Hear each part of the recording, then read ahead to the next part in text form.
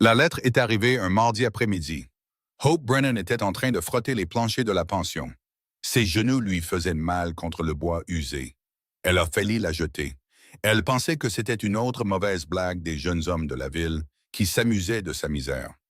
Hope vivait à Carlin, au Nevada, depuis 3 ans. C'était depuis que son père était mort de la phtisie. Il l'avait laissée seule à 19 ans, avec seulement des dettes et une réputation qu'elle ne méritait pas. La ville avait décidé depuis longtemps quel genre de femme elle était. Les chuchotements ont commencé quand elle a été forcée de travailler au saloon juste pour manger. Elle servait des boissons, la tête baissée, le cœur se brisant un peu plus chaque jour. Elle n'a jamais rien fait de déplacé. Elle n'est jamais montée avec les hommes, mais dans une ville comme Carlin en 1882, être pauvre et seule suffisait à marquer une femme comme indigne. Les familles respectables traversaient la rue quand elle la voyait arriver. La femme de l'épicier faisait des commentaires bruyants sur les femmes déchues chaque fois que Hope entrait dans le magasin général. Même le prédicateur la regardait comme si elle était envers les rares fois où elle trouvait le courage d'assister au service du dimanche. La lettre était écrite d'une écriture soignée et mesurée. Elle suggérait l'éducation et la patience. Hope s'est assise sur les marches arrière de la pension. Son chiffon de nettoyage était encore serré dans sa main rougie.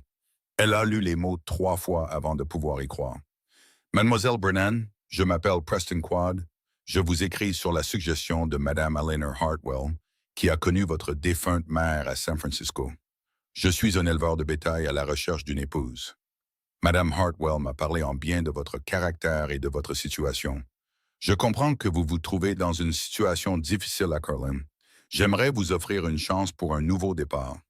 J'ai 30 ans, je suis sain d'esprit et de corps. Je possède un ranch à 15 miles au nord de la ville, avec de l'eau de bonne qualité et de bon pâturage.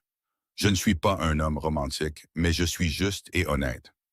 Si vous êtes d'accord, je propose un mariage de bénéfices et de respect mutuel. J'attendrai une partenaire capable de gérer un foyer et de supporter les difficultés de la vie au ranch. En retour, je vous fournirai la sécurité, la protection et le respect dus à mon épouse. Si cet arrangement vous intéresse, veuillez me retrouver dans la salle à manger de l'hôtel de Carlin ce vendredi à midi. Respectueusement, Preston Quad. Les mains de Hope tremblaient en pliant la lettre. Elle avait entendu parler des mariés par correspondance, bien sûr, mais elle ne s'était jamais imaginée en être une. L'idée d'épouser un parfait inconnu la terrifiait. Mais ce qui la terrifiait encore plus, c'était l'alternative. Une autre année à frotter les planchers et à esquiver les mains baladeuses. Une autre année de faim et d'humiliation. Une autre année à être la paria de la ville, sans espoir de rien de mieux. Elle a passé les 3 jours suivants dans un brouillard d'anxiété et d'espoir désespéré. Elle avait une seule robe décente, une robe en coton bleu délavé qu'elle avait soigneusement raccommodée encore et encore. Elle l'a lavée dans le ruisseau derrière la pension, frottant jusqu'à ce que ses mains soient à vif. Elle a emprunté un fer à repasser à la cuisinière de la pension, une femme aimable nommée Martha. C'était l'une des rares personnes à Carlin qui traitait Hope avec une décence humaine élémentaire. « Fais attention, ma fille, » a dit Martha alors que Hope repassait la robe avec des mains tremblantes. « Un homme qui veut une femme par lettre est peut-être désespéré pour des raisons que tu ne veux pas découvrir. » « Je suis déjà désespéré, » a répondu Hope doucement. « Qu'est-ce que je peux perdre de plus? » Martha n'avait pas de réponse à cela. Elle a juste pressé un petit paquet en tissu dans les mains de Hope. À l'intérieur, il y avait 2 biscuits au miel et un œuf dur. « Pour les nerfs, » a-t-elle dit. « Tu auras besoin de tes forces. Le vendredi est arrivé avec un ciel d'un bleu éclatant. Il rendait le désert du Nevada presque magnifique. Mais la chaleur de septembre était déjà féroce en milieu de matinée. Hope s'est habillée avec soin. Elle a tressé ses longs cheveux couleur de miel et les a relevés aussi soigneusement qu'elle le pouvait. Elle n'avait pas de miroir, sauf un petit morceau cassé trouvé dans les ordures, mais elle a fait de son mieux. Elle n'était pas belle selon les standards conventionnels. Son visage était trop anguleux, son corps trop mince après des années de nourriture insuffisante. Mais ses yeux étaient d'un bleu-gris clair et ses mains, bien qu'usées par le travail, étaient gracieuses. La marche jusqu'à l'hôtel de Carlin ressemblait à une marche vers sa propre pendaison. Chaque personne qu'elle croisait semblait la dévisager, chuchoter, juger. Au moment où elle a atteint l'entrée de l'hôtel, son courage l'avait presque entièrement abandonnée. Elle se tenait sur le trottoir en bois, une main pressée contre son estomac noué. Elle envisageait sérieusement de retourner à la pension et de tout oublier. Puis la porte s'est ouverte et un homme est sorti, cherchant clairement quelqu'un. Il était grand, bien plus de 6 pieds, avec de larges épaules. Il avait le visage buriné de quelqu'un qui passe ses journées à l'extérieur. Ses cheveux étaient brun foncé, presque noirs, coupés courts et de manière pratique. Il portait un pantalon en denim propre, une simple chemise en coton et un chapeau bien usé qu'il a retiré en la voyant. Mademoiselle Brennan, sa voix était profonde et posée. Chaque mot était mesuré. Hope a hoché la tête, ne faisant pas confiance à sa voix. « Je suis Preston Quad. » Il l'a étudié un long moment, ses yeux marrons foncés sérieux et scrutateurs. « Merci d'être venu. Voudriez-vous déjeuner avec moi? » La salle à manger de l'hôtel était l'endroit le plus agréable où Hope était allée depuis des années. Les tables avaient de vraies nappes, blanches et repassées, et les chaises étaient assorties. Preston lui a tendu une chaise, et elle s'est assise avec précaution. Elle était terriblement consciente de sa place parmi les convives respectables qui les regardaient avec une curiosité à peine dissimulée. Une serveuse est apparue, une femme que Hope reconnaissait de l'Église. C'était quelqu'un qui avait un jour proclamé haut et fort que les femmes comme Hope ne devraient pas être autorisées dans les établissements décents. Les yeux de la femme se sont écarquillés en voyant Hope assise là. Mais la présence calme et autoritaire de Preston semblait l'emporter sur son jugement. « 2 plats du jour, s'il vous plaît, » a dit Preston, « et du café. » Quand la serveuse est partie, Preston a tourné toute son attention vers Hope. Elle s'est sentie rapetissée sous son regard. Elle attendait la déception, la prise de conscience qu'il avait fait une erreur en écrivant à quelqu'un comme elle. Au lieu de cela, il a dit « Madame Hartwell m'a parlé de votre mère. Elle a dit que Mary Brennan était l'une des femmes les plus gentilles qu'elle ait jamais connues, qu'elle a recueilli la sœur de Madame Hartwell quand elle était malade avec de la fièvre. Elle l'a soignée pendant 3 semaines sans demander un sou. » La gorge de Hope s'est serrée. « Je me souviens à peine d'elle. Elle est morte quand j'avais 8 ans. Madame Hartwell m'a aussi raconté ce qui vous est arrivé après le décès de votre père. Comment la ville vous a traité. » La voix de Preston était calme, mais il y avait une pointe d'acier dedans. Elle a dit « Vous avez travaillé presque à en mourir pour survivre avec honneur. Vous avez refusé des opportunités qui auraient compromis votre caractère. » Hope fixait ses mains jointes sur ses genoux. « La ville a sa propre opinion sur mon caractère. La ville a tort. » Elle a levé les yeux, surprise par la certitude dans sa voix. Preston s'est légèrement penché en arrière, son expression pensive. « Je vais être honnête avec vous, mademoiselle Brennan. Je n'offre pas un mariage d'amour. J'ai 30 ans et j'ai passé les 8 dernières années à faire de mon ranch quelque chose de substantiel. J'ai 200 têtes de bétail, de bon pâturage, une maison solide et des droits sur l'eau qui rendent ma propriété précieuse. Ce que je n'ai pas, c'est une partenaire. La vie au ranch est dure et solitaire et j'ai besoin d'une femme qui puisse m'aider à construire quelque chose de durable. J'ai besoin de quelqu'un qui comprend les difficultés et ne s'effondre pas face à elles. »« Pourquoi moi ?» a demandé Hope, sa voix à peine plus qu'un murmure. « Pourquoi pas l'une des femmes respectables de la ville? Il y en a beaucoup qui sauterellent sur l'occasion d'épouser un éleveur prospère. » Preston s'est resté silencieux un moment, et quand il a parlé, ses mots étaient choisis. « J'ai rencontré les femmes respectables de cette ville. Elles se soucient du statut social et du confort. Elles veulent un mari qui les emmènera danser et leur achètera de jolies choses. Ce n'est pas ce que j'offre. J'offre un travail acharné, l'isolement et une vie qui vous mettra à l'épreuve chaque jour. Mais j'offre aussi le respect, la protection et une chance de construire quelque chose de significatif. Madame Hartwell m'a dit que vous êtes forte et capable, que vous avez de l'intégrité même quand cela vous a tout coûté. Ce sont les qualités que j'apprécie. La nourriture est arrivée. Du poulet rôti avec des pommes de terre et des carottes. Plus de nourriture que Hope n'en voyait habituellement en 3 jours. Elle a mangé lentement, essayant de ne pas révéler à quel point elle avait faim. Pendant ce temps, Preston expliquait les détails pratiques de son offre. Son ranch s'appelait le Broken Creek, du nom du ruisseau qui traversait sa propriété. Il avait une petite équipe de cow-boys qui logeaient dans un dortoir. Un Mexicain nommé Carlos, qui travaillait avec lui depuis le début, et 2 jeunes hommes qu'il avait engagés pour la saison. La maison avait 4 pièces, un poêle à bois et un puits avec de l'eau de bonne qualité. Je ne vous mentirai pas sur les difficultés, a dit Preston. Les hivers sont rudes. Nous sommes isolés. Le travail est sans fin. Il y a des dangers, des voleurs de bétail et des prédateurs, et la simple brutalité de la terre. Mais si vous êtes prête à prendre le risque, je vous promets que si. Je vous traiterai avec respect, je vous protégerai et je subviendrai à vos besoins. Je ne lèverai jamais la main sur vous et ne vous parlerai jamais avec cruauté. Et je vous donnerai un foyer où vous serez apprécié, pas jugé. Hope a posé sa fourchette, son cœur battant la chamade. Quand ce mariage aurait-il lieu? Aujourd'hui, si vous êtes d'accord. J'ai déjà parlé au juge de paix. Nous pouvons signer les papiers cet après-midi et vous pouvez rentrer à la maison avec moi ce soir. La rapidité de la chose lui a donné le vertige. Ce matin, elle était une paria solitaire qui frottait les planchers. Ce soir, elle pourrait être une femme mariée avec sa propre maison. Je n'ai rien à vous apporter, a-t-elle dit. Pas de dot, pas de biens, sauf les vêtements que je porte et quelques petites choses dans ma chambre à la pension. Je n'ai pas besoin de vos biens, a dit Preston doucement. J'ai besoin de votre partenariat. Hope a regardé cet étranger, cet homme sérieux et posé qui lui offrait une bouée de sauvetage alors qu'elle se noyait. Elle a pensé à l'avertissement de Martha, à toutes les façons dont cela pourrait mal tourner. Mais elle a aussi pensé à l'alternative. Des années à être personne, à être jugée, rejetée et diminuée jusqu'à disparaître complètement. Oui, a-t-elle dit, je vous épouserai. Quelque chose a changé dans l'expression de Preston, une détente subtile qu'elle aurait pu manquer si elle ne l'avait pas observée si attentivement. Merci, a-t-il dit simplement. Ils ont fini leur repas dans un silence relatif, mais ce n'était pas un silence inconfortable. Preston a payé l'addition, puis l'a escorté jusqu'à la pension pour récupérer ses quelques affaires. Hope était reconnaissante qu'il attende dehors.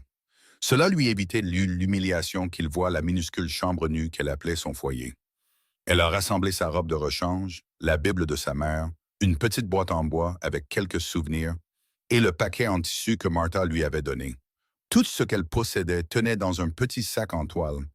Martha était dans la cuisine quand Hope est descendue.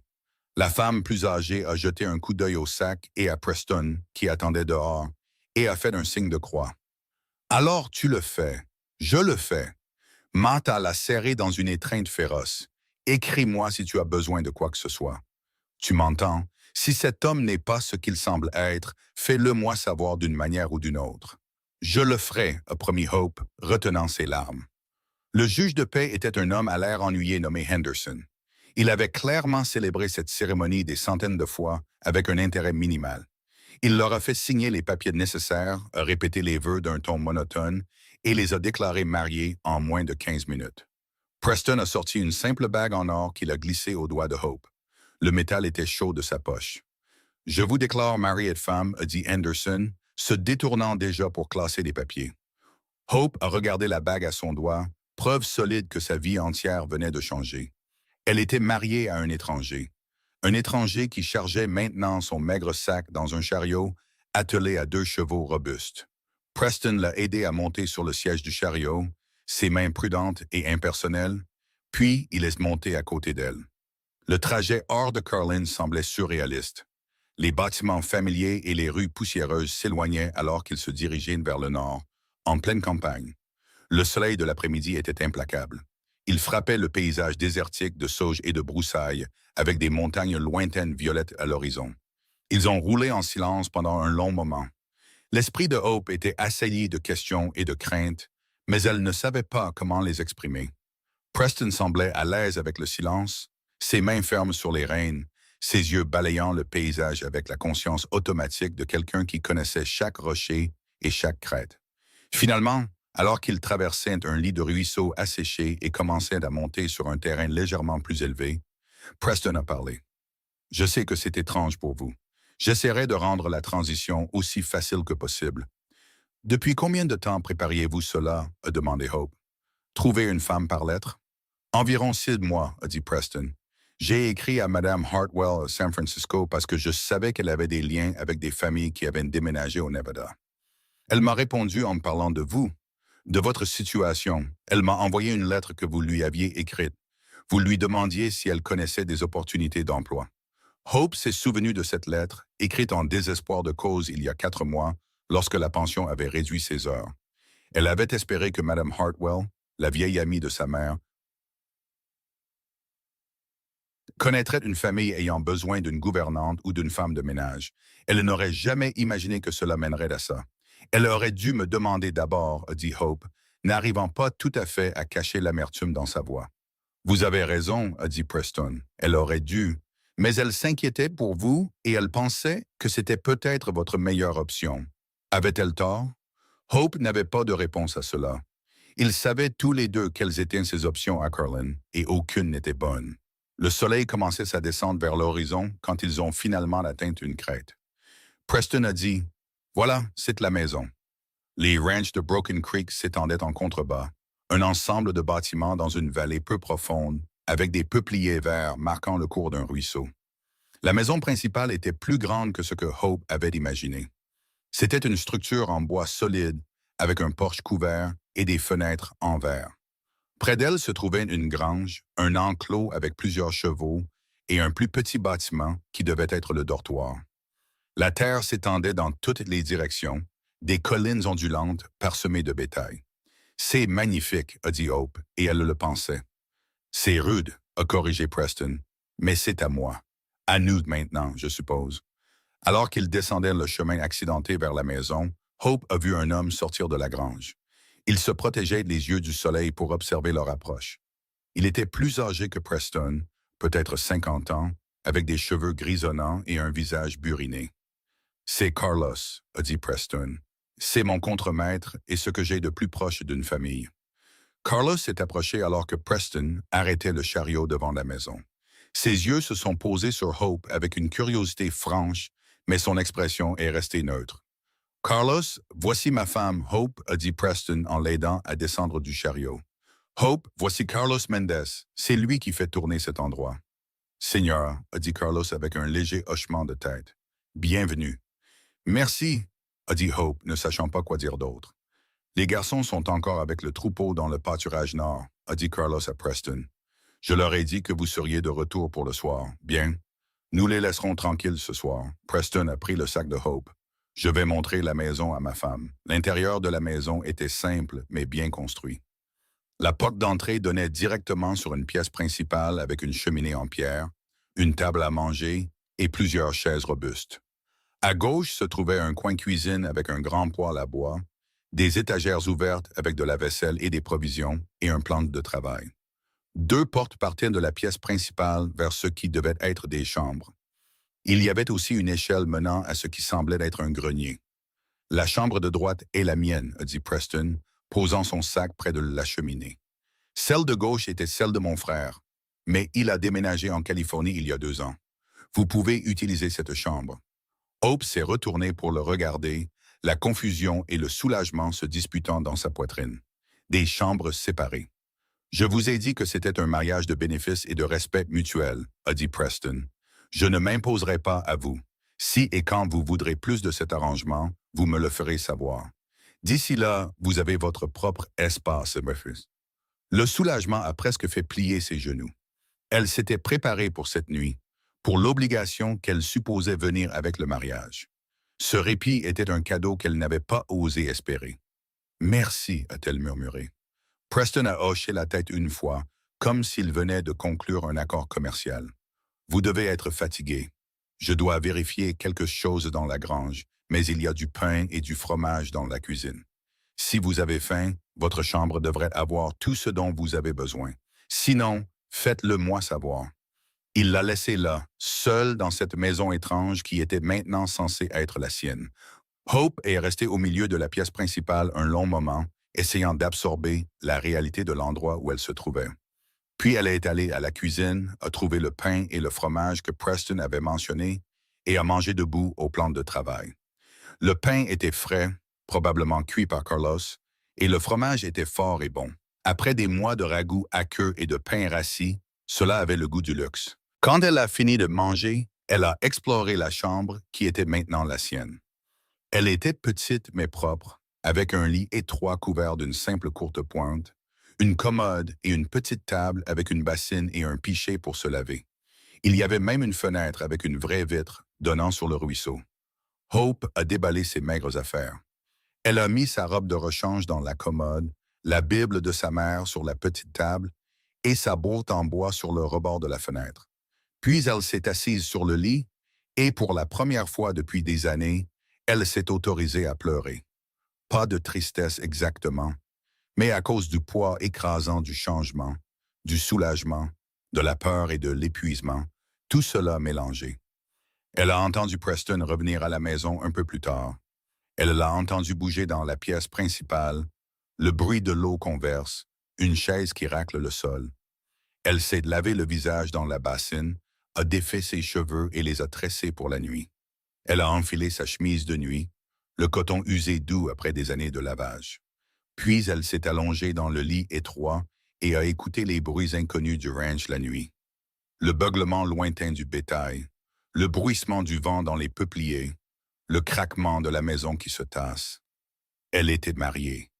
Elle était Madame Preston Quad. Elle n'était plus la paria de la ville sans avenir, mais elle était aussi seule dans un endroit étrange avec un homme qu'elle ne connaissait pas. La réalité de ce à quoi elle avait consenti lui a semblé soudainement écrasante. Le sommeil est venu finalement, l'entraînant dans des rêves de routes désertiques sans fin et de lettres écrites d'une écriture soignée. Le matin arrivait tôt au ranch de Broken Creek. Hope s'est réveillée au son des coqs et des voix d'hommes à l'extérieur, momentanément désorientée par la chambre inconnue. Puis les souvenirs sont revenus d'un coup et elle s'est assise, le cœur battant. Son jour de mariage, sauf que c'était le lendemain maintenant, et elle se réveillait dans la maison de son mari, dans un lit séparé. Toujours elle-même, mais aussi fondamentalement changée. Elle s'est habillée rapidement dans sa robe de travail, a tressé ses cheveux et est sortie de sa chambre. La pièce principale était vide, mais des signes clairs montraient que Preston était debout depuis des heures. Un feu brûlait déjà dans le poêle, il y avait du café dans la cafetière et un panier d'œufs sur la table de la cuisine. Hope se tenait là, incertaine, ne sachant pas ce qu'on attendait d'elle. La porte d'entrée s'est ouverte et Preston est entré, s'arrêtant net en la voyant. « Bonjour, j'espère que les coqs ne vous ont pas réveillé trop tôt. »« Non, je suis habitué au matin précoce, » a dit Hope. « Quelle heure est-il? »« Un peu plus de 6 heures. Les hommes ont déjà mangé et sont partis vérifier les clôtures dans le pâturage est. Preston s'est dirigé vers la cafetière et s'est versé une tasse. « En voulez-vous? »« Oui, s'il vous plaît. » Ils se tenaient de part et d'autre de la cuisine, buvant leur café dans un silence gêné. Hope cherchait quelque chose à dire, un moyen de briser l'étrange formalité entre eux. Preston a parlé le premier. « Je pensais qu'aujourd'hui, je pourrais vous faire visiter le ranch correctement, vous présenter la routine ici. Carlos s'occupe généralement de la cuisine pour les hommes, mais vous et moi prenons nos repas séparément dans la maison. Si cela vous convient, je supposais que vous vous occuperiez du foyer et de la cuisine pour nous. Mais si vous avez besoin d'aide ou d'instruction, Carlos est un excellent cuisinier et peut vous apprendre. Je sais cuisiner, a dit Hope, peut-être un peu trop sèchement, et nettoyer et gérer un foyer. Je m'occupe de moi-même depuis 3 ans. Je ne voulais pas vous offenser, a dit Preston calmement. Je voulais juste que vous sachiez les ressources à votre disposition. Hope sentit ses joues rougir d'embarras face à sa réaction défensive. Je suis désolé. Je ne suis juste pas sûr de ce que vous attendez de moi. Preston a posé sa tasse de café et s'est appuyé contre le plan de travail, son expression pensive. J'attends de vous que vous preniez soin de la maison, que vous cuisiniez, nettoyiez et gériez le côté domestique du ranch. Au-delà de ça, j'attends que vous appreniez comment cet endroit fonctionne. Car un bon partenaire comprend l'ensemble de l'opération. J'attends de l'honnêteté et de la fiabilité. Ce que je n'attends pas, c'est la perfection ou des miracles. Vous apprenez une nouvelle vie et cela prend du temps. Et vous, a demandé Hope, qu'est-ce que je peux attendre de vous? Je suis debout avant l'aube la plupart des jours. Je travaille avec le bétail, j'entretiens la propriété, je gère le côté commercial du ranch. Je prendrai mes repas avec vous quand je le pourrai, mais il y aura des jours où je serai dehors du lever au coucher du soleil. Je vous fournirai de l'argent pour les dépenses du ménage et tout ce dont vous aurez besoin. Je vous présenterai aux autres familles d'éleveurs de la région quand l'occasion se présentera. Et je vous traiterai toujours avec respect et honnêteté. Cela semblait raisonnable, presque professionnel, et Hope supposait que c'était ce qu'était leur mariage, un arrangement commercial. Pourtant, il y avait quelque chose de solitaire à réduire un mariage à des attentes et des devoirs. Ils ont passé la matinée à visiter le ranch. Preston lui a montré la grange avec ses rangées de stalles bien ordonnées, le stockage de la nourriture, la sellerie avec les selles et les brides suspendues avec soin. Il lui a présenté les chevaux, une douzaine d'animaux robustes utilisés pour travailler le bétail. Il y avait une jument plus petite, une douce grise pommelée, que Preston a dit qu'elle pourrait avoir si elle voulait apprendre à monter. Je sais monter, a dit Hope sourcilleux. Mon père m'a appris quand j'étais jeune, bien que je ne sois pas monté à cheval depuis des années. Bien. Avoir votre propre monture vous donnera de l'indépendance. Le voisin le plus proche est à 5 miles au sud et la ville est à 15 miles. Oshemapam. Vous devriez pouvoir vous déplacer seul si vous en avez besoin. Ils ont marché le long du ruisseau et Preston a expliqué les droits sur l'eau qui rendaient sa propriété si précieuse. Le Broken Creek coulait toute l'année, alimenté par des sources dans les montagnes. Il avait des droits légaux pour détourner l'eau pour l'irrigation et le bétail. Plusieurs autres éleveurs avaient essayé de le racheter au fil des ans, mais il avait refusé toutes les offres. « Cette terre est mon avenir », a-t-il dit, regardant les collines ondulantes, parsemées de bétail, en train de paître. « Je suis venu ici il y a 8 ans, avec presque rien. J'ai travaillé comme cow-boy pendant 2 ans pour apprendre le métier, puis j'ai acheté cette propriété avec chaque sou que j'avais économisé. J'en ai fait quelque chose de substantiel et j'ai l'intention de continuer à construire. » « Qu'est-ce qui vous a fait venir ici? » a demandé Hope. « Au Nevada, à l'élevage. » Preston est resté silencieux un moment. « Mon père était commerçant dans le Missouri. Il voulait que je le suive dans l'entreprise, que je passe ma vie derrière un comptoir dans une ville où tout le monde connaissait mes affaires et où rien ne changeait jamais. Je voulais quelque chose de différent, quelque chose que je pourrais construire de mes propres mains. Quand il est mort, ma mère et mon frère ont pensé que j'étais fou de vendre ma part du magasin et de partir vers l'ouest. Mais je savais que si je ne le faisais pas à ce moment-là, je ne le ferais jamais. Il y avait quelque chose dans sa voix, une pointe de vieille douleur, ou peut-être juste de la détermination, qui a fait voir Hope différemment. Il n'était pas seulement l'étranger qui lui avait offert un arrangement pratique. C'était un homme qui avait pris des risques, qui avait choisi une vie difficile parce que c'était la vie qu'il voulait. « Vous le regrettez? » a-t-elle demandé. « Jamais, » a dit Preston, simplement. « C'est ici que je suis censé être. » Ils sont retournés à la maison pour le déjeuner et Hope a préparé son premier repas en tant que maîtresse du ranch de Broken Creek. De simples sandwichs avec les restes de rôti de bœuf et des cornichons qu'elle a trouvés dans la cave. Preston a mangé avec un appétit apparent, complimentant le repas, bien que Hope soupçonna qu'il était gentil étant donné la simplicité de la nourriture. L'après-midi, Carlos est venu à la maison pour discuter des affaires du ranch avec Preston. Hope en a profité pour explorer la cave et le garde-manger plus en détail. Faisant l'inventaire des provisions, elle a trouvé de la farine et du sucre, des conserves, des haricots secs, du café, du lard salé, des pommes de terre, des oignons et diverses conserves. C'était bien approvisionné, probablement grâce à Carlos. Mais Hope a déjà commencé à faire une liste mentale des choses qu'elle pourrait ajouter, des façons d'améliorer le foyer maintenant que c'était sa responsabilité. Elle a passé le reste de l'après-midi à nettoyer, bien que la maison soit déjà assez propre. Cela lui donnait quelque chose à faire avec son énergie nerveuse. Le soir, elle avait frotté les planchers, lavé les fenêtres et réorganisé les étagères de la cuisine à son goût. Preston est rentré au coucher du soleil, poussiéreux et fatigué. Il s'est arrêté sur le seuil, regardant la maison avec surprise. « Vous n'aviez pas à faire tout ça aujourd'hui, » a-t-il dit. « J'avais besoin de me rendre utile, » a répondu Hope. « De plus, je voulais savoir où tout se trouve. » Elle avait préparé le dîner, du poulet frit avec des pommes de terre et des haricots verts de la cave. Ils ont mangé ensemble à table dans un silence complice. Ensuite, Preston l'a aidé à faire la vaisselle, ce qui l'a surprise. Elle n'avait jamais connu un homme qui aidait aux tâches de cuisine. « Ma mère disait toujours qu'un partenariat signifiait partager le travail », a-t-il expliqué en voyant son expression. « De plus, vous avez cuisiné. Il est juste que j'aide à nettoyer. » Cette nuit-là, ils se sont assis sur le porche alors que l'obscurité tombait sur le ranch. L'air de septembre s'était considérablement rafraîchi et le ciel était rempli de plus d'étoiles que Hope n'en avait jamais vues. En ville, il y avait toujours des lampes et des bâtiments qui masquaient la vue. Mais ici, les cieux s'étendaient en une canopée de lumière infinie. C'est magnifique, a soufflé Hope. C'est l'une de mes choses préférées à propos de cet endroit, a dit Preston. Peu importe à quel point la journée a été dure, les étoiles sont toujours là. Ils se sont assis dans un silence confortable et Hope a senti une partie de la tension dans sa poitrine se relâcher. C'était étrange, nouveau et incertain, mais ce n'était pas méchant. Preston n'était pas méchant. Peut-être que c'était suffisant pour l'instant. La première semaine au ranch de Broken Creek est passée dans un tourbillon d'apprentissage et d'ajustement. Hope s'est jetée à corps perdu dans la gestion du foyer, déterminée à prouver sa valeur.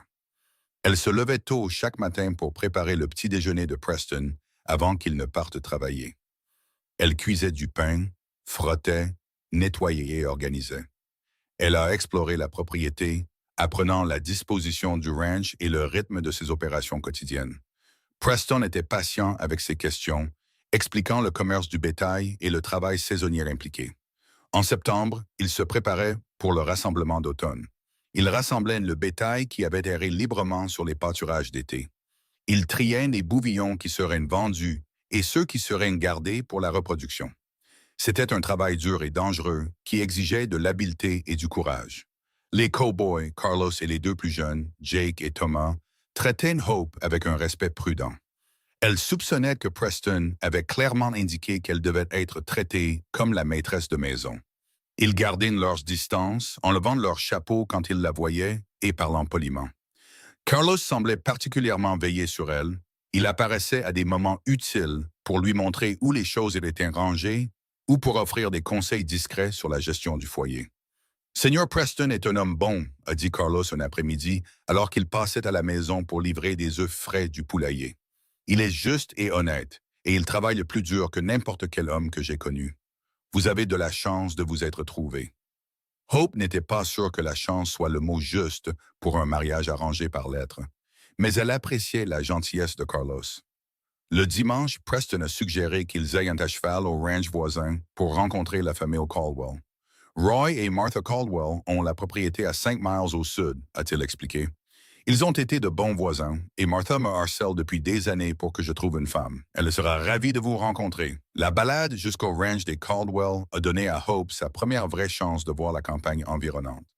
La terre était rude mais magnifique, des collines ondulantes de sauge et d'herbe avec des montagnes lointaines offrant une toile de fond spectaculaire. Preston chevauchait à ses côtés sur son grand hongre bail, tandis que Hope montait la jument grise pommelée nommée Dove.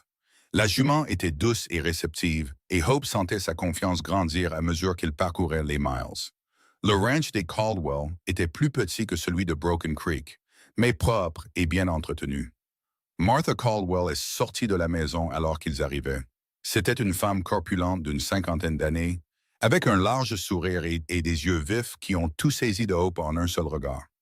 « Preston Quad, espèce de cachotier », s'est exclamé Martha. « Tu es allé te marier sans le dire à personne. »« Les nouvelles voyagent vite », a dit Preston sèchement, en aidant Hope à descendre de cheval.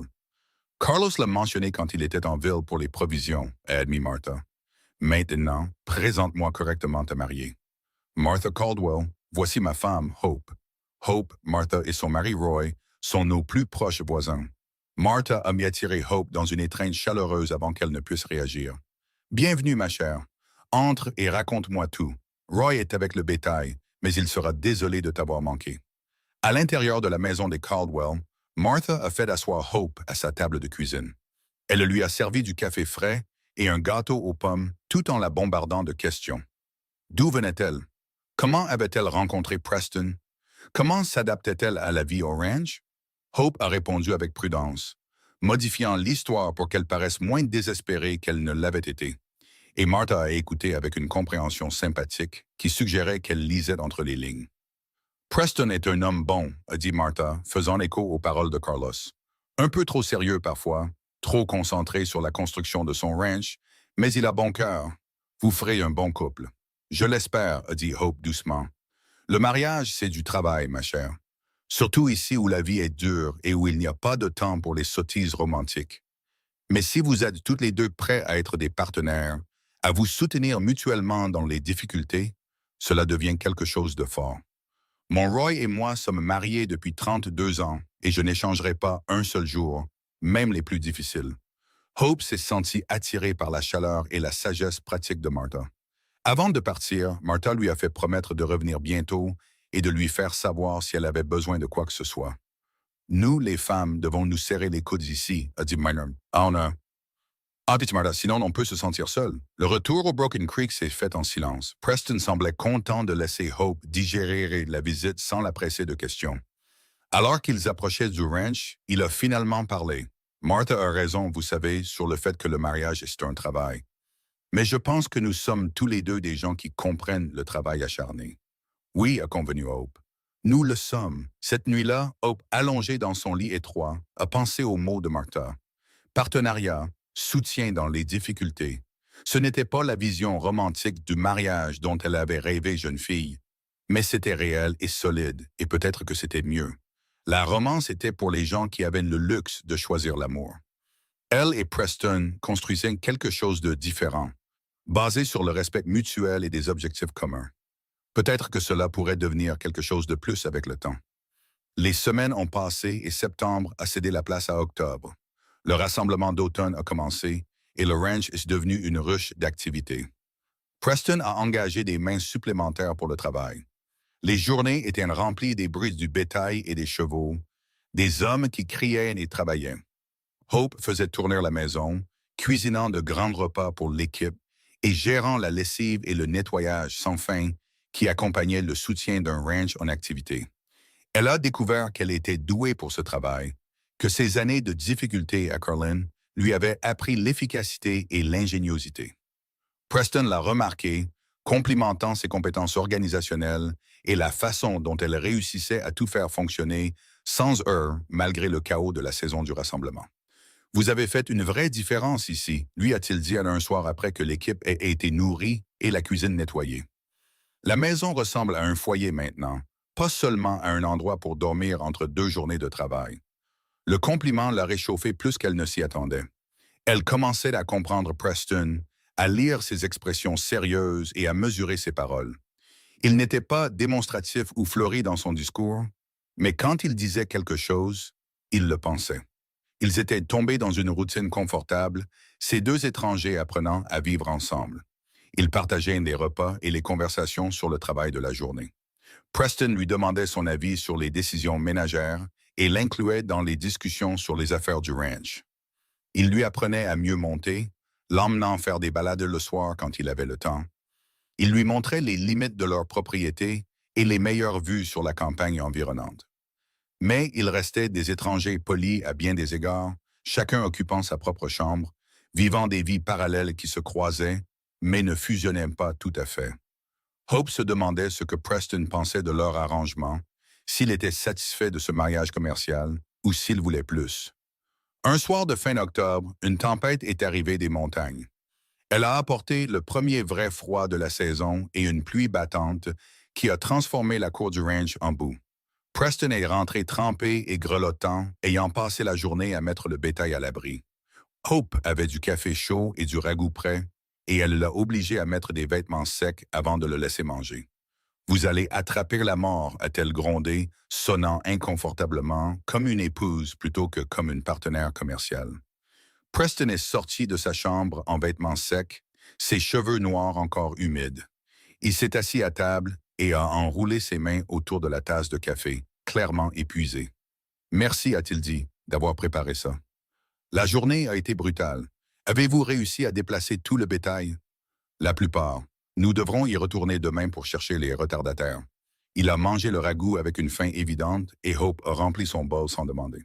C'est bon, vous êtes une excellente cuisinière. Ce n'est que du ragoût, a dit Hope, mais elle était contente. La tempête s'est intensifiée au fil de la soirée. Le vent hurlait autour de la maison et la pluie martelait le toit. Ils se sont assis près de la cheminée après le dîner. Preston examinait les livres de comptes, tandis que Hope raccommodait une de ses chemises de travail. La scène domestique semblait presque réelle, comme s'ils étaient un vrai couple marié plutôt que deux personnes qui avaient signé des papiers et accepté de partager une maison. « Hope », a dit Preston soudainement, levant les yeux de ses comptes, « je veux vous demander quelque chose. Elle a posé sa couture, son cœur s'emballant soudainement au ton sérieux de sa voix. Oui? Êtes-vous heureuse ici? Il a levé une main avant qu'elle ne puisse répondre. Je sais que c'est peut-être une question injuste. Vous n'êtes ici que depuis 6 semaines, et le bonheur c'est peut-être trop demandé. Mais êtes-vous au moins contente? Regrettez-vous d'avoir accepté cet arrangement? Hope a réfléchi attentivement à sa question. Je ne le regrette pas, a-t-elle dit finalement. La vie ici est dure, mais c'est un travail honnête et je me sens utile. C'est plus que ce que j'avais à Carling.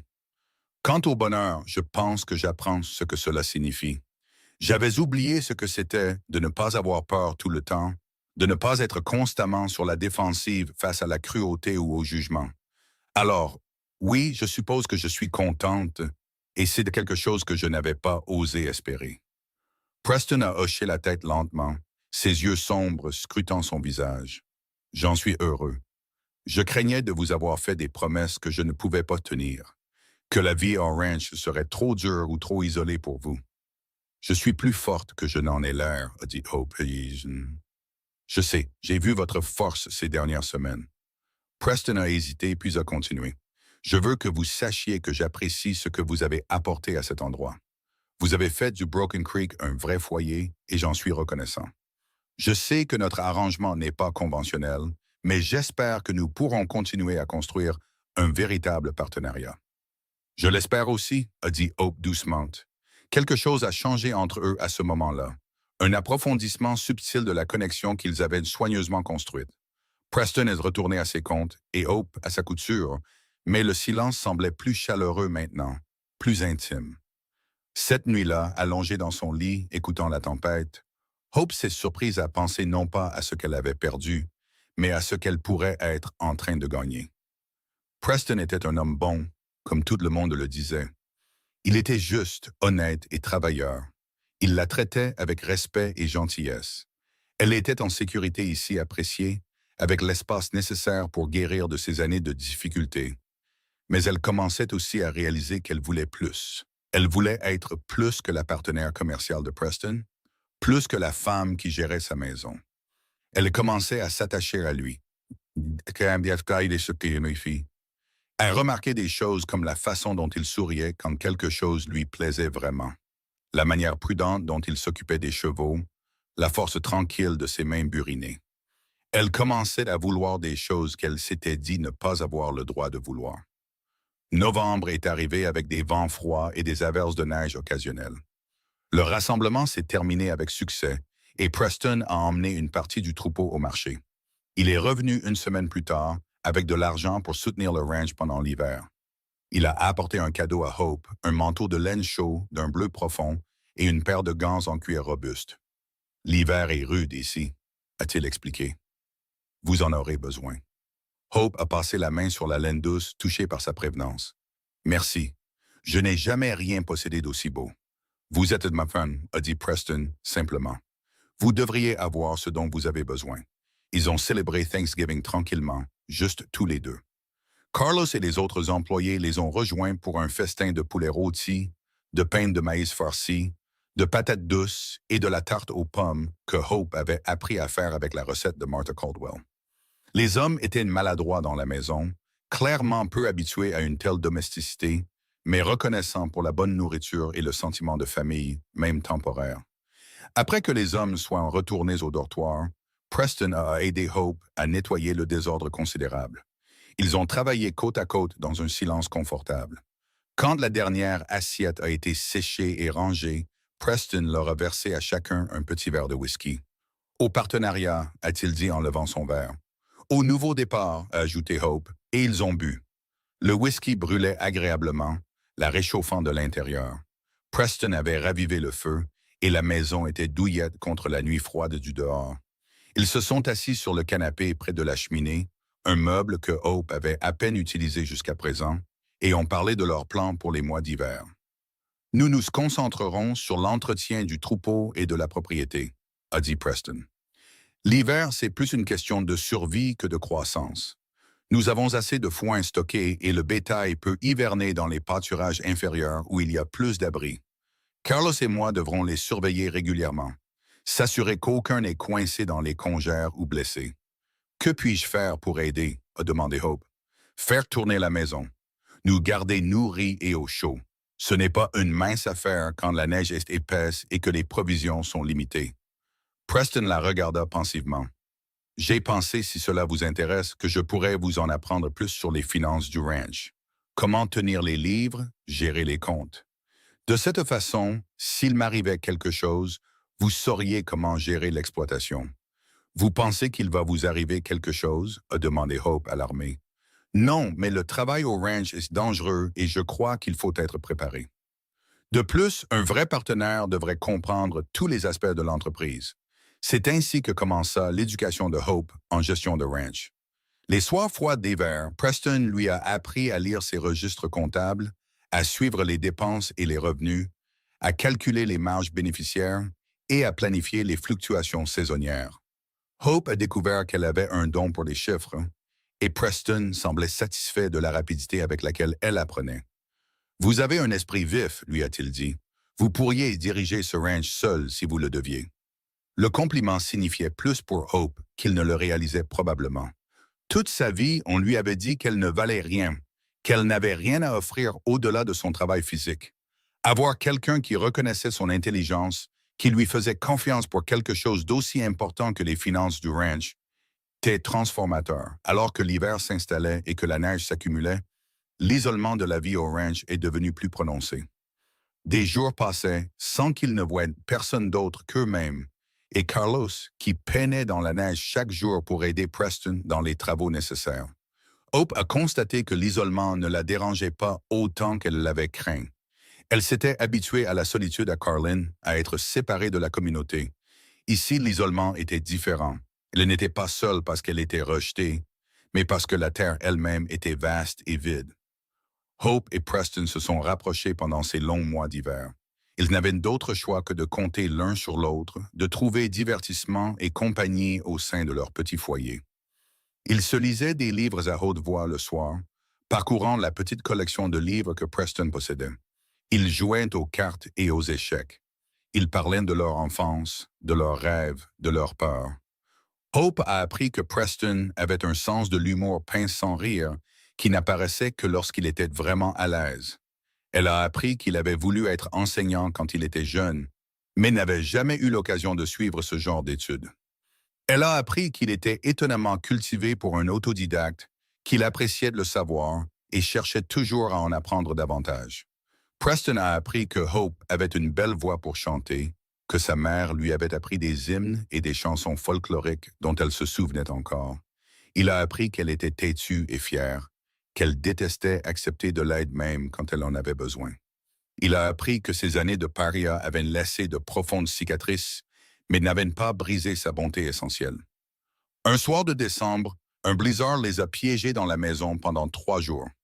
Même Carlos ne pouvait pas venir du dortoir, et Preston s'inquiétait constamment pour le bétail. Mais il n'y avait rien à faire, sinon attendre que la tempête passe. Alors, ils se sont blottis près du feu, économisant le combustible et la nourriture, et ont parlé de tout et de rien. De quoi rêviez-vous quand vous étiez jeune? A demandé Preston, avant que les choses ne deviennent difficiles. Hope a réfléchi à la question. Je rêvais d'être enseignante, en fait, comme vous. J'aimais les livres et l'apprentissage, et je pensais que ce serait merveilleux d'aider les enfants à découvrir ce même amour. Mais cela nécessite une éducation que je n'ai jamais eue. Et puis, après la mort de mon père, il s'agissait de survie, pas de rêve. Vous auriez fait une bonne enseignante, a dit Preston. Vous avez de la patience et de la clarté quand vous expliquez des choses. Et vous, a demandé Hope, souhaitez-vous toujours être devenu enseignant au lieu d'éleveur? Non, a dit Preston, sans hésitation. J'ai trouvé ma place. Mais parfois, je me demande ce que j'aurais pu être d'autre. Quelles autres versions de ma vie existaient dans des possibilités que je n'ai pas saisies? Nous sommes la somme de nos choix, a dit Hope. Même les plus difficiles. Surtout les plus difficiles, a convenu Preston. Le 3e jour du blizzard, la tempête s'est enfin calmée, laissant le ranch enseveli sous des pieds de neige, mais baigné d'un soleil éclatant. Preston s'est emmitouflé et s'est frayé un chemin jusqu'au dortoir pour voir comment allaient Carlos et les autres hommes. Ils allaient bien que souffrant de la fièvre des cabanes et inquiets pour le troupeau. Les hommes ont passé la semaine suivante à déblayer, créant des sentiers entre les bâtiments et cherchant le bétail piégé dans les congères. Ils ont perdu 3 bouvillons, ce que Preston a mal pris, mais le reste du troupeau avait survécu en s'abritant sous le vent des collines et sous les peupliers le long du ruisseau. Noël est arrivé tranquillement. Hope a préparé des friandises spéciales avec leurs provisions qui diminuaient, déterminée à marquer la fête d'une manière ou d'une autre. Elle a offert à Preston une chemise qu'elle avait cousue avec du tissu trouvé dans le dernier colis de Martha. Elle avait passé des soirées secrètes à coudre à la lueur de la lampe après que Preston soit allé se coucher.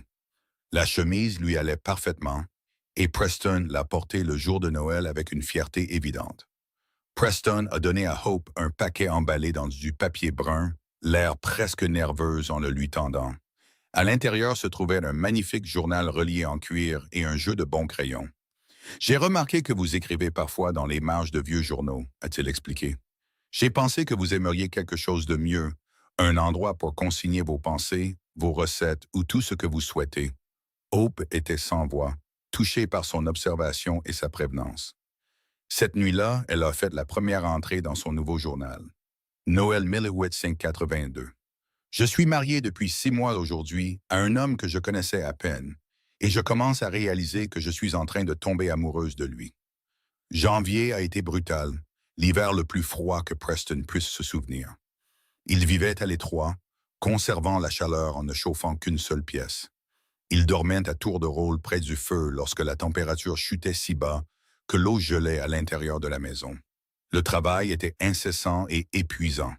Casser la glace sur le ruisseau pour que le bétail puisse boire, donner du foin aux animaux qui ne pouvaient pas chercher de nourriture dans la neige profonde, transporter du bois de chauffage du tas qui diminuait. À travers tout cela, Hope et Preston ont travaillé en équipe, se soutenant mutuellement dans les moments les plus difficiles. Quand Hope a attrapé une fièvre fin janvier, Preston l'a soignée avec une douce attention. Il lui apportait de l'eau et du bouillon, s'asseyant à son chevet pendant le pire de la maladie. Quand la fièvre est enfin tombée, Hope a ouvert les yeux pour trouver Preston endormi sur la chaise à côté de son lit, épuisé par des jours d'inquiétude et de travail. « Preston » a-t-elle murmuré. Il s'est réveillé instantanément, se penchant en avant. « Comment vous sentez-vous? »« Mieux. Faible, mais mieux. » Elle a tendu la main et a pris la sienne. « Merci de vous être occupé de moi. »« Bien sûr, » a dit Preston, comme s'il n'y avait jamais eu de question. Sa main était chaude et calleuse dans la sienne, et Hope a réalisé qu'elle ne voulait pas la lâcher. « Preston, je dois vous dire quelque chose. » Il la regarda, ses yeux sombres inquiets. « Qu'est-ce que c'est? Je suis reconnaissante pour tout ce que vous avez fait pour moi et pour la vie que vous m'avez donnée ici. Mais je veux aussi que vous sachiez que quelque part en chemin, ce n'est plus devenu qu'un simple arrangement pour moi. J'en suis venu à m'attacher à vous, à apprécier non seulement la sécurité que vous offrez, mais aussi qui vous êtes en tant que personne. Je n'attends pas que vous ressentiez la même chose, et je ne rendrai pas les choses gênantes en exigeant plus que ce que vous voulez donner. Mais il fallait que vous le sachiez. » Preston est resté silencieux un long moment, son expression indéchiffrable. Puis il a porté sa main à ses lèvres et a embrassé doucement ses doigts. « Hope, j'essaie de trouver les mots justes pour vous dire la même chose depuis des semaines. Je vous ai épousé parce que j'avais besoin d'une partenaire, mais j'en suis venu à vouloir plus qu'un partenariat. J'en suis venu à vouloir votre bonheur au-delà de notre simple arrangement. Je vois votre valeur, belle âme, et je veux que vous sachiez que vous n'êtes plus seulement ma femme sur le papier. Vous êtes dans mon cœur. » Des larmes ont coulé sur les joues de Hope, mais c'étaient de bonnes larmes, des larmes de joie. « Vraiment, vraiment, » a dit Preston fermement. « Je sais que je ne suis pas romantique ou éloquent, mais ce que je ressens est réel. Vous avez apporté de la lumière et de la chaleur à cet endroit, et à ma vie. Je ne veux plus d'un mariage de convenance. Je veux un vrai mariage, si vous m'acceptez. »« Oui, » a dit Hope, riant à travers ses larmes. « Oui, je vous accepte. » Preston s'est penché et l'a embrassée, doucement et prudemment, comme si elle était quelque chose de précieux. Quand il s'est reculé, il souriait, vraiment souriant, et Hope a réalisé qu'elle ne l'avait jamais vu aussi heureux. « Vous devriez vous reposer, » a-t-il dit. « Vous êtes encore en convalescence. Reste avec moi, » a demandé Hope. Assieds-toi juste avec moi pendant que je dors. Toujours, a promis Preston. Quand Hope a été assez forte pour quitter son lit, leur relation s'est transformée.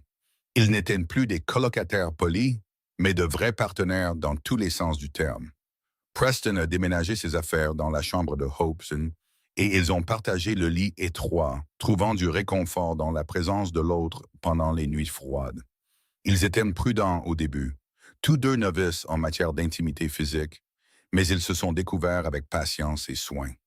Je n'aurais jamais pensé pouvoir avoir ça, et murmurait Hope une nuit alors qu'ils étaient enlacés dans l'obscurité. Un vrai mariage, quelqu'un qui me voulait vraiment. Je n'ai jamais pensé que je le voulais, a admis Preston.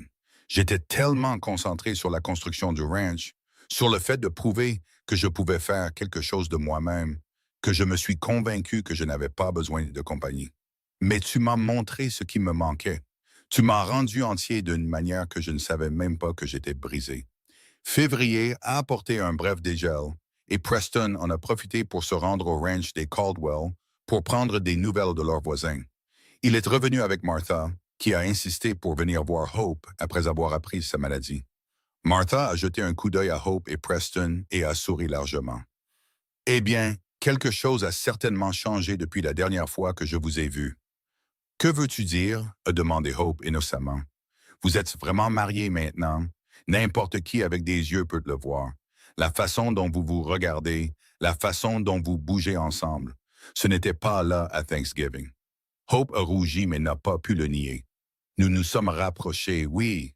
Il était temps, a dit Martha avec satisfaction. J'ai dit à Roy que Preston Quad avait besoin d'une bonne femme pour le sortir de sa coquille. On dirait que tu as réussi. Martha est restée 3 jours, aidant Hope avec les tâches ménagères et lui offrant une compagnie féminine bienvenue. Elle a également apporté des provisions et des nouvelles de la ville, y compris le fait que 2 autres ranchs avaient fait faillite pendant l'hiver rigoureux et que leurs terres étaient vendues. Les temps sont durs, a dit Martha. Vous et Preston avez de la chance de vous avoir l'un l'autre et une exploitation solide. Tout le monde n'a pas eu cette chance. Après le départ de Martha, Hope a réfléchi à ses paroles. Elle avait de la chance, incroyablement. Un an auparavant, elle était seule et désespérée à Carlin, sans avenir et sans espoir. Maintenant, elle avait un foyer, un but et un mari qu'elle aimait sincèrement. La transformation semblait presque miraculeuse. Le printemps est arrivé lentement, la neige fondant par intermittence tout au long du mois de mars. Alors que la terre sortait de l'emprise de l'hiver, le ranch a repris vie. Il y avait des veaux à soigner, des clôtures à réparer, des champs à préparer pour les semailles. Preston était parti de l'aube au crépuscule la plupart des jours, et Hope s'est lancé dans le nettoyage de printemps, aérant la maison et lavant tout ce qui pouvait être lavé. En avril, Hope a réalisé que ses règles mensuelles n'étaient pas venues. Elle a attendu encore 2 semaines avant de s'autoriser à espérer, puis une autre semaine avant de le dire à Preston. Elle a choisi un soir calme après le dîner, alors qu'ils étaient assis sur le porche à regarder le coucher du soleil. Preston, j'ai des nouvelles. Il s'est tourné vers elle, immédiatement attentif au ton sérieux de sa voix. Qu'est-ce que c'est? Je pense que je suis enceinte. Preston est devenu très immobile, ses yeux s'écarquillant. En es-tu certaine? Aussi certaine que je peux l'être sans voir un médecin. Mes règles ont 6 semaines de retard et je me sens mal le matin. Preston l'a serré dans une étreinte féroce, sa voix rauque d'émotion. Un enfant? Nous allons avoir un enfant. Es-tu heureux? A demandé Hope, soudainement incertaine. Nous n'avons pas discuté d'enfant, et je sais que cela va tout changer. Heureux? Preston s'est reculé pour la regarder, ses yeux brillants. Hope, je suis fou de joie. Une famille, une vraie famille. C'est plus que ce que j'ai jamais imaginé. Ils se sont tenus dans les bras l'un de l'autre au coucher du soleil. Tous deux étaient submergés par l'ampleur de ce nouveau développement. Un enfant les lierait de façon permanente, transformerait leur mariage d'un partenariat en une véritable famille. Hope a senti un frisson de peur mêlé à sa joie. Elle avait tant perdu dans sa vie. Et si quelque chose tournait mal? Comme s'il lisait dans ses pensées, Preston a dit doucement, « Nous affronterons tout ce qui viendra, ensemble. Tu n'es pas seul dans cette épreuve. » « Je sais, a dit Hope, et elle le pensait. La grossesse a progressé au printemps et en été. Martha Caldwell était ravie d'apprendre la nouvelle, prenant immédiatement Hope sous son aile avec des conseils et une aide pratique. Elle a apporté des vêtements de bébé que ses propres enfants avaient portés il y a des années. Des recettes pour des aliments qui calmeraient un estomac nauséeux et des paroles rassurantes lorsque les craintes de Hope prenaient le dessus. L'accouchement est naturel, a dit Martha fermement. Douloureux, oui, mais naturel. Les femmes font ça depuis Ève. Tu t'en sortiras très bien. Preston était protecteur au point d'être envahissant, ne voulant pas que Hope fasse quoi que ce soit de fatigant. Elle a finalement dû le faire asseoir et lui expliquer qu'elle était enceinte, pas fragile, et qu'elle avait besoin de rester active et utile. Je me reposerai quand j'en aurai besoin, a-t-elle dit, mais je ne peux pas passer les 5 prochains mois assise sur une chaise à ne rien faire. Ça va me rendre folle. Preston a accepté à contre-cœur, mais lui a fait promettre de lui dire immédiatement si elle se sentait mal ou fatiguée. Hope trouvait son inquiétude attachante, même lorsqu'elle était excessive. L'été a apporté le travail constant de l'entretien du ranch, la fenaison des champs, le déplacement du bétail vers de nouveaux pâturages et la préparation du rassemblement d'automne. La grossesse de Hope est devenue évidente en juillet, son ventre s'arrondissant avec l'enfant qui grandissait. Elle a senti le bébé bouger pour la première fois début août, un battement comme des ailes de papillon à l'intérieur d'elle, et elle a pleuré de joie et d'émerveillement. « Notre enfant est réel », a-t-elle dit à Preston cette nuit-là, guidant sa main vers son ventre pour qu'il puisse sentir les mouvements. « Cette petite personne grandit en moi, et bientôt nous la rencontrerons. » Preston était sans voix, ses mains étendues sur son ventre, son expression pleine d'admiration. « C'est un miracle », a-t-il finalement dit.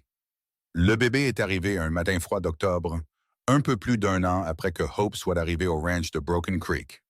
Le travail a été long et difficile, assisté par Martha Caldwell et une sage-femme de la ville. Preston faisait les 100 pas devant la chambre, rendu presque fou par les cris de Hope et sa propre impuissance. Quand le bébé est enfin arrivé, un garçon vigoureux et pleurant avec des cheveux noirs et les traits forts de son père, Martha l'a apporté à Preston avec un sourire fatigué. « Vous avez un fils et votre femme vous demande. » Preston s'est précipité dans la chambre pour trouver Hope épuisée mais souriante, ses cheveux humides de sueur et son visage pâle. « Nous avons un fils », a-t-elle dit avec émerveillement. « Tu es incroyable », a dit Preston en lui embrassant le front.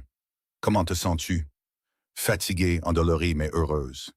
Elle a baissé les yeux vers le bébé dans ses bras. « Comment devrions-nous l'appeler? » Ils avaient discuté de prénoms tout au long de la grossesse, mais n'avaient jamais vraiment choisi. Maintenant, en regardant son fils, Preston a dit « Et Samuel, cela signifie Dieu a entendu. J'ai l'impression que Dieu a entendu mes prières quand il t'a envoyé à moi, et maintenant il nous a donné cet enfant. » Samuel Quad, a dit Hope, testant le nom. « Oui, j'aime bien. » Samuel était un bon bébé, en bonne santé et fort, bien qu'il soit né quelques semaines en avance. Il mangeait bien et dormait raisonnablement, et Hope a rapidement retrouvé ses forces. Preston était un père dévoué, passant chaque moment libre avec son fils, le tenant, lui parlant et s'émerveillant de chaque petit détail. « Je n'ai jamais su que je pouvais aimer quelqu'un à ce point », et a admis Preston un soir, alors qu'il berçait Samuel pour l'endormir. « D'abord toi, et maintenant lui. Mon cœur est parfois trop plein. »« Je sais exactement ce que tu veux dire, » a dit Hope, regardant son mari avec leur fils et se sentant submergé de gratitude. L'hiver est revenu, mais cette fois, ils l'ont affronté en tant que véritable famille. Tous les trois, au chaud et en sécurité dans leur maison. Hope s'émerveillait de voir à quel point sa vie avait changé en un peu plus d'1 an. Elle était passée de paria solitaire sans avenir à épouse et mère, avec un mari aimant et un fils magnifique. Elle avait trouvé sa place, son but, son foyer. Au fil des ans, le ranch de Broken Creek a continué de prospérer. Preston a agrandi le troupeau et a finalement acheté des terres supplémentaires, faisant de son exploitation l'un des ranchs les plus prospères de la région. Hope gérait la maison et les comptes du ranch avec habileté et efficacité, gagnant le respect des éleveurs voisins et de leur famille. Samuel est devenu un garçon vif et énergique qui aimait le ranch et tout ce qui s'y rapportait. Il suivait Preston partout où il le pouvait, apprenant de son père tout sur le bétail, les chevaux et la terre. Quand il a eu 3 ans, Hope a donné naissance à une fille qu'ils ont appelée Mary, en l'honneur de la mère de Hope. 2 ans plus tard, un autre fils est arrivé, qu'ils ont appelé James. La maison qui avait autrefois semblé vide et solitaire était maintenant pleine de rires et de bruit, d'enfants qui couraient et jouaient, de dîners de famille et d'histoires avant de dormir. Hope repensait à ce jour, 15 ans plus tôt, où elle avait reçu la lettre de Preston et avait du mal à croire à quel point les choses avaient changé. C'était un soir de printemps en 1897 et la famille était réunie sur le porche, regardant le coucher du soleil. Samuel, maintenant âgé de 14 ans, parlait à ses jeunes frères et sœurs de ses projets d'élevage de chevaux quand il serait plus grand. Mary, une fillette sérieuse de 11 ans avec les yeux gris-bleus de sa mère, lisait à la lumière déclinante. James, le Benjamin de 9 ans, construisait quelque chose de compliqué avec des bâtons et de la ficelle. Preston était assis à côté de Hope, leurs mains entrelacées, et regardait la terre qu'ils avaient bâtie ensemble. Tu te souviens du premier jour où je t'ai amené ici, de l'incertitude de tout? Je me souviens d'avoir été terrifié, a admis Hope. Je n'avais aucune idée si je faisais le bon choix. Et maintenant, je sais que c'était le meilleur choix que j'ai jamais fait. Elle lui serra la main. Tu m'as sauvé la vie, Preston. Tu m'as donné un foyer, une famille et une raison de croire à nouveau en moi. Non, a dit Preston doucement. Nous nous sommes sauvés l'un l'autre. Je construisais un ranch, mais je ne construisais pas une vie. Tu m'as montré la différence. Tu as donné un sens à tout cela. Il a fait un geste vers leurs enfants, vers le ranch qui s'étendait devant eux, vers la vie qu'ils avaient créée ensemble. Ce jour-là, quand je t'ai écrit cette lettre, je pensais chercher une solution pratique à un problème. Ce que j'ai trouvé était bien plus que ça. Je vois ta valeur, belle âme, et je suis reconnaissant chaque jour que tu aies pris une chance avec un étranger, un ranch et une lettre. Hope a appuyé sa tête contre son épaule, à l'aise et contente. Nous avons construit quelque chose de bien ici, n'est-ce pas? Nous avons construit quelque chose d'extraordinaire, et corrigé Preston. Alors que le soleil se couchait sur le ranch de Broken Creek, peignant le ciel de nuances d'or et de pourpre, Hope réfléchissait au voyage qu'il avait amené ici. Elle avait été la paria de la ville, la femme que personne ne voulait, la personne que la société avait jugée sans valeur. Mais Preston avait vu quelque chose de différent. Il avait vu sa force, son caractère, sa valeur. Il lui avait donné une chance quand personne d'autre ne l'aurait fait, et ensemble, ils avaient construit non seulement un ranch prospère, mais une véritable histoire d'amour. Leur mariage avait commencé comme un arrangement pratique entre étrangers. Mais il était devenu quelque chose de beau et de réel, un partenariat basé sur le respect mutuel qui s'était approfondi en un amour profond. Ils avaient affronté des difficultés et des défis, des hivers rudes et des saisons difficiles, mais ils les avaient affrontés ensemble, se soutenant mutuellement à travers chaque épreuve. Maintenant, entourée de ses enfants et de la vie qu'ils avaient bâtie, Hope savait qu'elle était exactement là où elle devait être. Elle n'était plus une paria.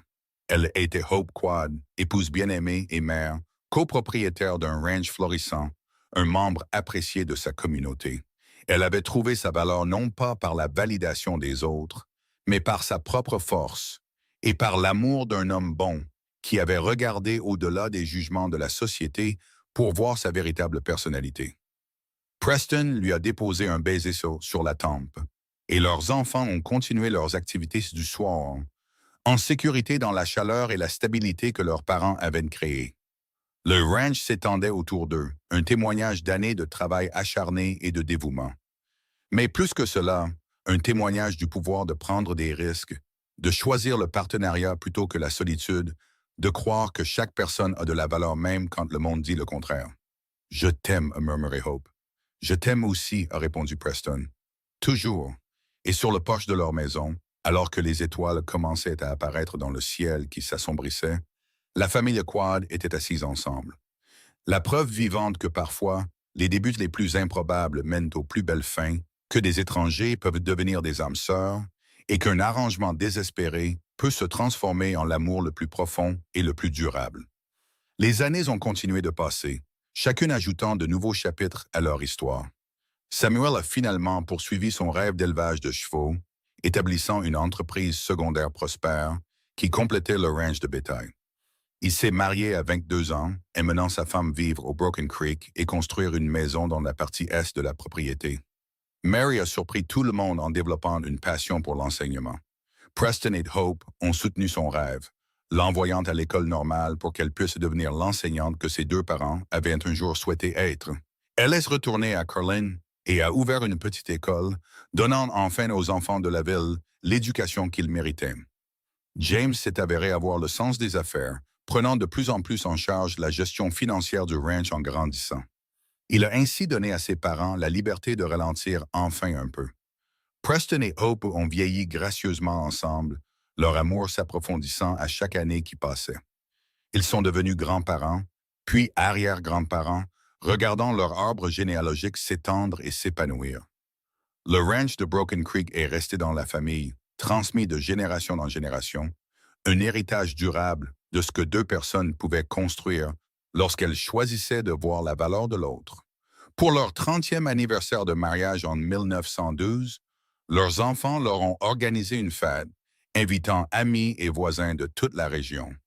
Hope, maintenant âgée de 52 ans, et Preston, 60 ans, se tenaient ensemble dans leur maison, entourés des gens qu'ils aimaient. Ils réfléchissaient au voyage improbable qui les avait réunis. « Tu te souviens de ce que tu as dit dans cette première lettre ?» a demandé Hope à Preston, alors qu'ils dansaient un slow au son du violon dans leur propre salon. « Que tu n'étais pas un homme romantique. » Preston a ri, un son chaud et riche. « J'étais un imbécile. Je n'avais tout simplement pas encore appris ce que la romance signifiait vraiment. Ce ne sont pas des fleurs et de la poésie. C'est construire une vie avec quelqu'un, se soutenir mutuellement à travers chaque défi, se choisir encore et encore, jour après jour. C'est voir la valeur de quelqu'un quand le reste du monde est aveugle, a ajouté Hope à Semin. C'est tendre la main à quelqu'un qui se noie et ensuite marcher à ses côtés pour toujours. C'est l'amour, a dit Preston simplement. Un amour réel, durable, éprouvé par le feu. Ils ont dansé jusque tard dans la nuit, célébrant non seulement 3 décennies de mariage, mais une vie de partenariat, de s'être choisis, d'avoir construit quelque chose de beau à partir de circonstances désespérées et d'efforts honnêtes. Quand la fête s'est finalement terminée et que leurs enfants et petits-enfants sont partis, Preston et Hope se sont assis ensemble sur leur porche, le même endroit où ils avaient passé d'innombrables soirées au fil des ans. Le ranch était calme maintenant, paisible sous la lumière des étoiles. « Des regrets ?» a demandé Preston, une question qu'il posait encore occasionnellement même après toutes ces années. « Jamais », a dit Hope fermement. « Pas un seul. Cette lettre que tu as envoyée a changé ma vie d'une manière que je n'aurais jamais pu imaginer. Tu m'as donné tout ce qui comptait. Un foyer, une famille, le respect, l'amour. Et plus important encore, tu m'as rendu à moi-même. Tu m'as aidé à me souvenir de ma propre valeur. Et tu m'as donné une raison pour tout cela, a dit Preston en désignant le ranch autour d'eux. Un but au-delà de la simple construction et acquisition. Tu m'as fait comprendre ce que signifie vraiment vivre, pas seulement exister. » Ils se sont assis dans un silence confortable. Deux personnes qui avaient commencé comme des étrangers, réunies par les circonstances et la nécessité, qui étaient devenues le grand amour de la vie de l'autre. Leur histoire n'était pas la romance de contes de fées des livres d'histoire, mais elle était réelle, durement gagnée et précieuse au-delà de toute mesure. Hope a repensé à la jeune fille effrayée qu'elle avait été il y a 30 ans, frottant les planchers d'une pension, croyant qu'elle n'avait aucune valeur et aucun avenir. Si elle pouvait remonter le temps et dire à cette fille ce qui l'attendait, ce que sa vie deviendrait, elle ne l'aurait jamais cru. Mais tout était vrai, tout était réel, tout était le résultat d'un homme qui avait vu au-delà des jugements de la société pour reconnaître sa vraie valeur. Merci, a-t-elle dit à Preston, comme elle l'avait dit tant de fois au fil des ans, d'avoir pris une chance avec moi. Merci d'avoir dit oui, a répondu Preston, d'avoir fait confiance à un étranger avec une lettre et une promesse. Alors qu'ils se levaient pour rentrer, leur pas plus lent maintenant, mais toujours parfaitement assorti, Hope a ressenti le contentement profond qui vient d'une vie bien vécue et d'un amour bien mérité. Elle n'était plus la paria de la ville. Elle ne l'avait pas été depuis 30 ans. Elle lui était Hope Quad, épouse chérie, mère dévouée, fière grand-mère, et la preuve vivante que parfois les plus belles histoires commencent par les actes les plus simples de voir et de valoriser un autre être humain.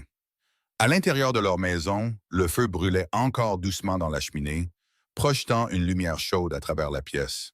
Preston a couvert les braises pour la nuit, tandis que Hope vérifiait que tout était en sécurité. Puis, main dans la main, ils sont allés dans leur chambre. La même chambre où Hope avait autrefois dormi seule et incertaine, maintenant partagée depuis 3 décennies avec l'homme qu'elle aimait. « Bonne nuit, belle âme », a dit Preston en la serrant contre lui. « Bonne nuit, mon cœur », a répondu Hope. Et dans l'obscurité silencieuse de la nuit du Nevada, entourés par la vie qu'ils avaient bâtie ensemble, Preston et Hope Quad dormaient paisiblement. 2 âmes qui s'étaient trouvées contre toute attente et avaient fait quelque chose d'extraordinaire à partir d'une simple lettre et d'un accord entre étrangers. Leur histoire, qui avait commencé avec incertitude et désespoir, était devenue un témoignage du pouvoir de voir la valeur chez les autres, de prendre des risques en amour et de construire le bonheur par le partenariat, le respect et le genre d'amour profond et durable qui résiste à toutes les tempêtes et se renforce avec le temps. La ville de Carling avait depuis longtemps oublié que Hope était autrefois la femme qu'ils avaient rejetée et méprisée. Ceux qui s'en souvenaient ne la connaissaient que comme Madame Preston Quad, l'épouse respectée d'un éleveur et la matriarche de l'une des familles les plus prospères de la région. La transformation était complète, non pas parce que Hope avait changé qui elle était, mais parce qu'on lui avait enfin donné l'occasion de montrer sa vraie personnalité, et parce qu'un homme avait regardé au-delà de la surface pour voir la belle âme à l'intérieur. Leur héritage a perduré à travers leurs enfants et petits-enfants, dans le ranch qui a continué à prospérer, dans la communauté qu'ils avaient aidé à construire, et dans la simple vérité qu'ils avaient prouvée par leur vie commune. Que la valeur est inhérente, non attribuée, que l'amour peut naître des débuts les plus pratiques, et que parfois, la chose la plus courageuse qu'une personne puisse faire est de faire confiance à la lettre d'un étranger et de tenter sa chance pour un nouveau départ. Alors que l'aube se levait sur le ranch de Broken Creek le lendemain matin, Preston et Hope se sont réveillés ensemble comme ils l'avaient fait depuis 30 ans, prêts à affronter une autre journée côte à côte.